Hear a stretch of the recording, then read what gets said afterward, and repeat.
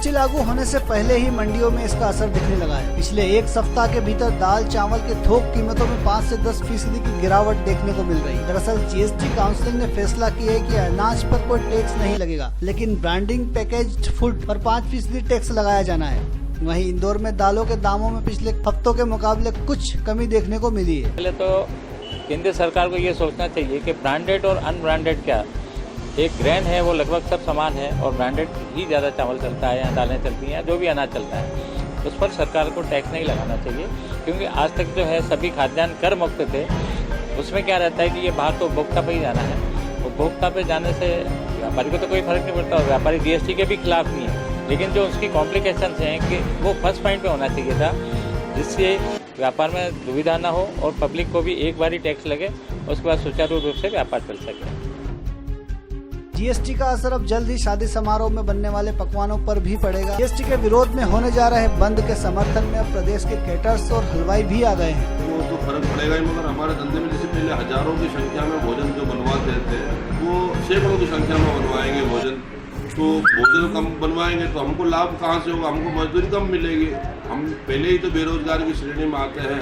हमको 365 दिन में 100 दिन मात्र काम मिल गया, 65 दिन काम मिल गया तो बहुत होता है। पहले जो हजारों की संख्या में थे उसमें सैकड़ों की संख्या में भोजन बनाया व्यापारी, तो हमको भी कम पैसे मिलेंगे, कम पैसे मिलेंगे। गरीब तत्व के लोग जैसे रोज के मजदूरी करते हैं उनको भी कम पैसे मिलेंगे, तो इसमें व्यापार में फर्क तो पड़ेगा। बीसलपुर बिलसंडा रोड पर एक पिकअप वाहन के पलटने से उसमें सवार लगभग 35 लोग घायल हो गए।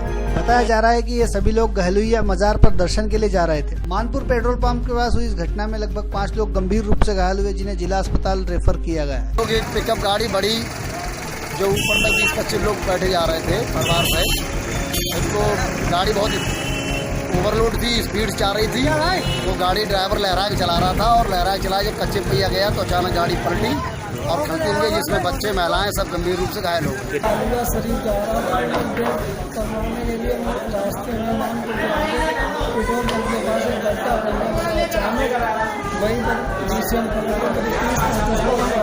कितने लोग थे? 30-35 लोग थे। कन्नौज में राज्य मंत्री संदीप सिंह की प्रेस वार्ता के दौरान जब उनसे जीएसटी क्या है पूछा गया तो वह विस्तार से उनकी जानकारी नहीं दे सके। साथ ही कन्नौज में इत्र व्यापारी पर अब तक 5% टैक्स लग रहा था, लेकिन जीएसटी लागू होने से अब इस टैक्स में बढ़ोतरी होकर 18% हो जाएगी। इस सवाल पर उनको यह तक मालूम नहीं था कि आखिर इस व्यापारी पर किस तरह का कितना टैक्स लगेगा। सरकार के 100 दिन पूरे होने पर प्रेस कॉन्फ्रेंस के दौरान जब उनसे 100 दिन की उपलब्धियों के बारे में पढ़कर बताया तो कई जगह पर वह हिंदी पढ़कर बोलने पर भी अटके। सुरक्षा की भावना एवं सामाजिक आर्थिक सशक्तिकरण के दृष्टिगत कन्या भ्रूण हत्या के विरुद्ध प्रभावी कार्यवाही हेतु मुखबिर योजना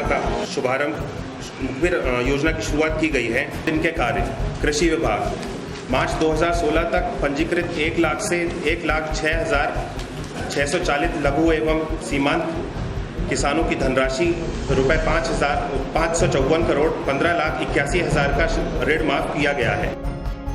उत्तर प्रदेश में योगी सरकार के 100 दिन पूरे होने पर आज श्रावस्ती जिले के कलेक्टर सभागार में जिले के प्रभारी मंत्री राज्य मंत्री कृषि शिक्षा एवं अनुसंधान रणवीर प्रताप सिंह धुन्नी सिंह ने प्रदेश में योगी सरकार की उपलब्धियां गिनाई। 1,47,000 किलोमीटर है और सड़कें हमारी सरकार ने आप लोगों को मिला है।